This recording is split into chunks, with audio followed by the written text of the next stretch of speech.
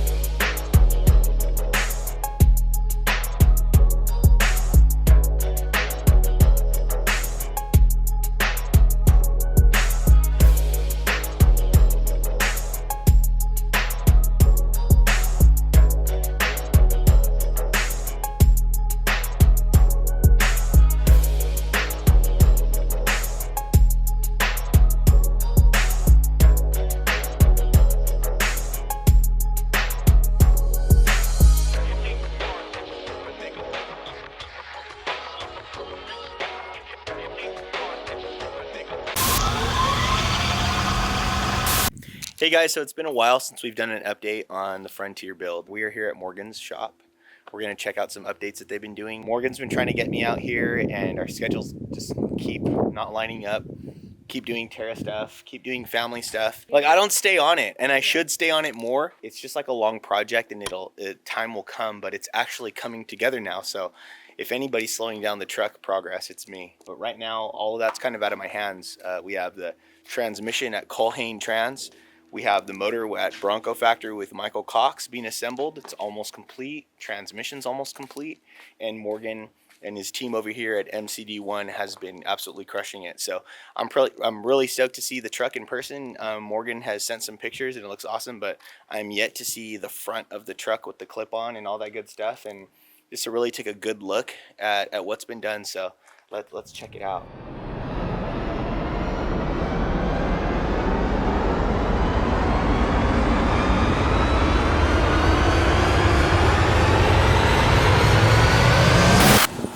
It's starting to look like a truck.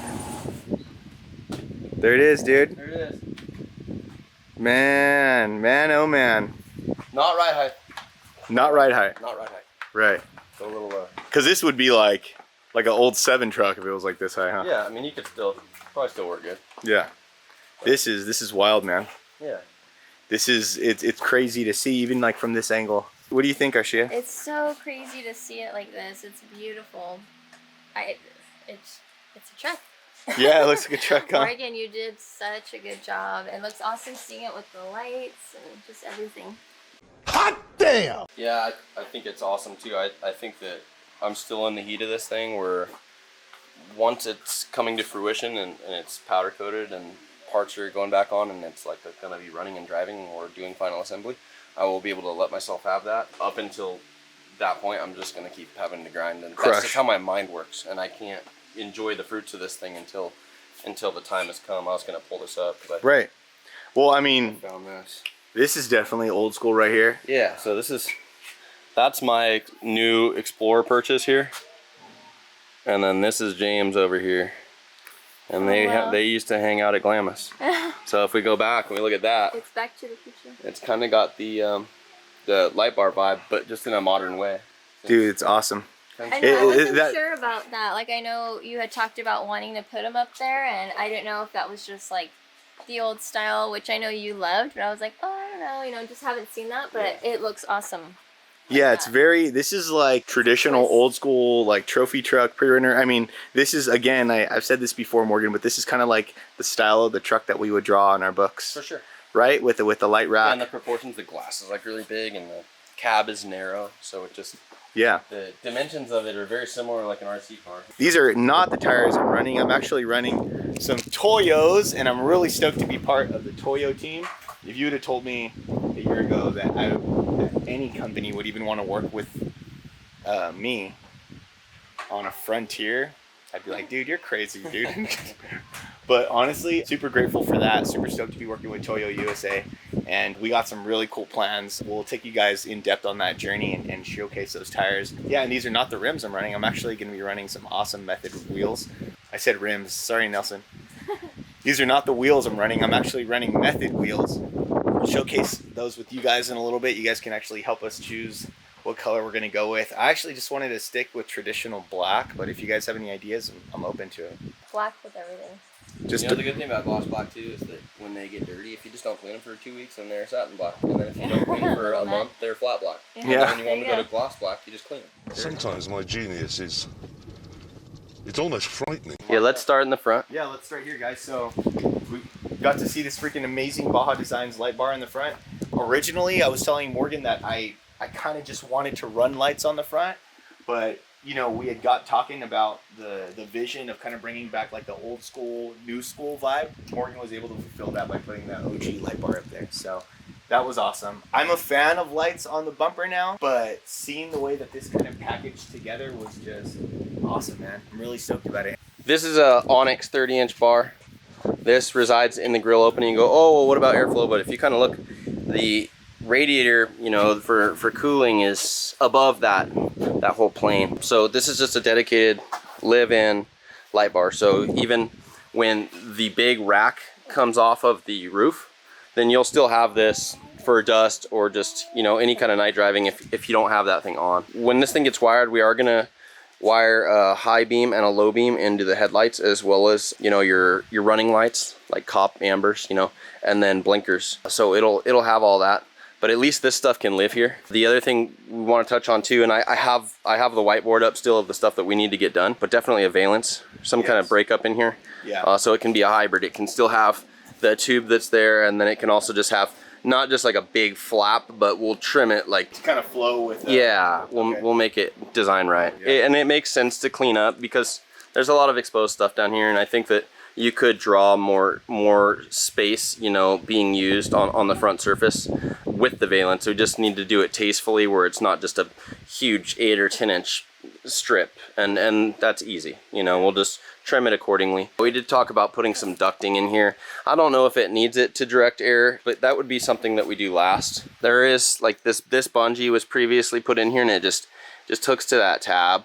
So I don't. Kind of a simple solution for the hood to not totally flap over on its own. It is. Right? I think that there needs to be a secondary like latching mechanism here. Okay. So not just the hood pins and the mini fenders. So I guess it would be a third, but something that just keeps it, because it's got like a linkage set up on here.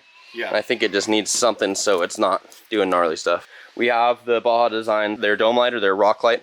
There's one, so your bypass mount, your coilover mount, and your bump stop, and then there's a light tabbed in there. You'll see a big old tack there. Oh, okay, I see it. And then there's 4 more of those in here, so there'll be ones for the front, for the driver and the passenger. Same with the rear driver and passenger side. So that's a lot of light for the interior. The wiring, these are the indicators for the dome lights to come on or off if the door opens. We'll have electric windows. This is the light rack. We definitely thought about where the height, you know, you can shit the bed on this thing and make it too low, where you're, you know, they call it a cone of vision. So where your driver head would be, probably somewhere in this area, you know, the cone of vision is like a cone that comes out of where you can see. And we wanted to keep that in mind with not making this so low and not making it too high where it looks like it's detached from the truck. This just looks like a, you know, a plate, like a bracket, like a LED bar would have to the cab, but it's actually just sealed there, and then it's welded to the actual roll cage. 5 lights, and they're all adjustable. So this rack can be adjusted. I mean, there's obviously aluminum rods with Heims in them, little stainless 12 points, but you get more adjustment X and Y per light. You know, and that's why I was telling James, like you can just adjust these individually instead of having to adjust like the actual levels. And then they have a little bulkhead here. That thing's welded to the middle tube of the roll cage and then sealed back in. The LP9s, they're the largest Baja Designs light that they make. Yeah. They also have like a side light feature. So in there, that can be on a separate switch. So you don't even have to run the actual main light. You can just have like your little corner lights. It would be cool if the corner lights were part of your running lights, like on your headlights. So when you turn your ambers on, all the little side ambers come on that. The rear has a RTL bar. It's still got some tape on it, but you can see what's going on there. So that's mounted almost in place of where the third brake light would be. And that's got several options. I think it has a reverse light, it has blinkers, it has a cargo light, and then obviously a brake light. There's also rock lights under here hiding. So per side you can't see them, but we just tried to do them favorably to where all your components would be. Okay. Because, you know, as cool as they are to have on, the number one thing for them is to be able to service and see whatever you got going on per corner of the car. Everything's been... You know what? I'm about to say it. Oh my gosh, see, every time I say gone through, Yeah. now I'm like, I love it. I hear it. But it's so standard. I just cannot omit dude from my vocabulary. I try so hard, you guys, and I apologize for you guys that aren't from Southern California that don't hear it as much as we do and the way we talk to each other sometimes. Dude, bro. Dude, you get the best barrels ever, dude. Just like smack the lip. Dude. Sick dude, bro. But everything's been gone through back here. All of our additions, I think last time they were just maybe root passed or not welded at all. Battery trays are in here. All of the exhaust is in. It's cut on that side. This side's just sticking out like a donkey here. Donkey! I want to weld most of the exhaust before we final it into the fenders. James brought us some special goodies. So this is all the Pro Eagle jack goes with the skid. Obviously the jack handle goes up on the top. This bracket behind the window, that thing goes back there. That's spring loaded on the other side. So that's just where your jack handle will go. Everything's kind of packaged where it needs to go. The back window still comes in and out. That's kind of a notorious mistake people make, is they don't test for the back window, and then the window guy comes and he can't like, how am I supposed to yeah, do this? what do you want me to do here? Reservoir mounts are in, obviously hangers for the exhaust. The X pipe is in on the exhaust. You guys, I thought this was kind of cool. What do you got? You guys can see the Sway bar? sway bar right In the here. arms? Pass through right here. Yep. It's just cool to see all this together like this, man. Those are big Blitzkrieg Motorsports arms, and then that's all Eric Moore stuff installed on there. I had one question. Do you have any plans for like a grill over this or anything? That's what I was asking. If that's something that you guys would like, What do you think? it might be helpful just for blasting bushes. What did he say? For blasting bushes. That's a weird thing to say, but it might be helpful to, if you're hitting obstructions Yeah. and it's going in there, you don't want to damage the fence on the cooler. I don't think it has to go over the whole thing. I think it could just go on the top of the light and follow this perimeter. Okay. And just be enclosed, and maybe have just like some kind of diagonal structure in it, just so it doesn't dent in. Because this is kind of cool if you kind of kept this vibe up here. Yeah, so that's the same You know? stuff. That's the stainless woven mesh. Yeah, I think like that might be kind of cool. Yeah, and if we already have that there, then that's what we'll put in there. And that'll do it. Probably If better. you ever want to like race or anything, is that allowed to have? For sure. Yeah. Oh. Yeah, 100%. The light. Yeah. Oh, like being removable? No, I didn't know. if, Just like, having you a light can rack have like that. Yeah. Yeah, it's precisely how it unlimited on has. lighting. Oh right. Okay. Yeah. I think if I were to race, I'd probably be pulling the window.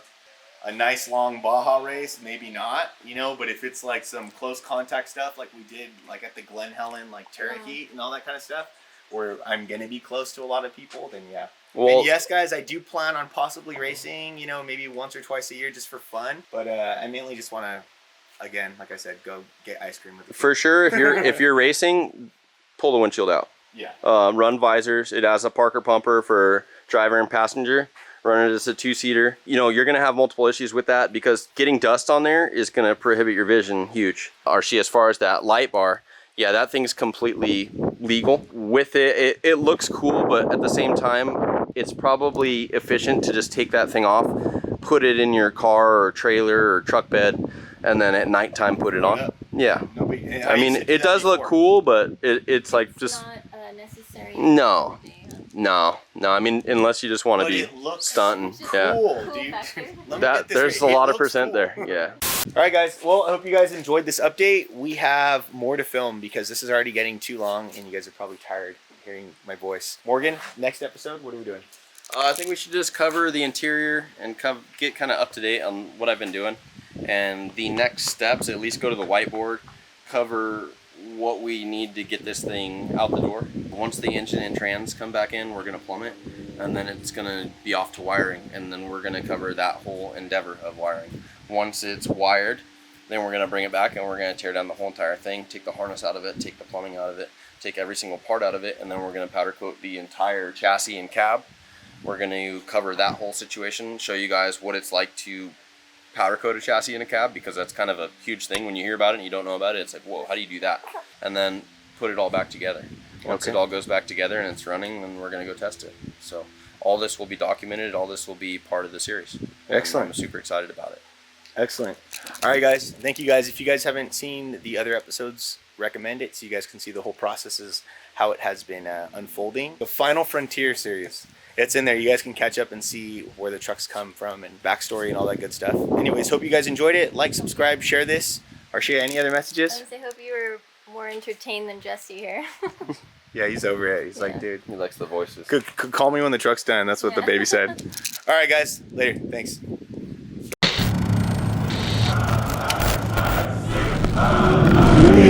Thank you.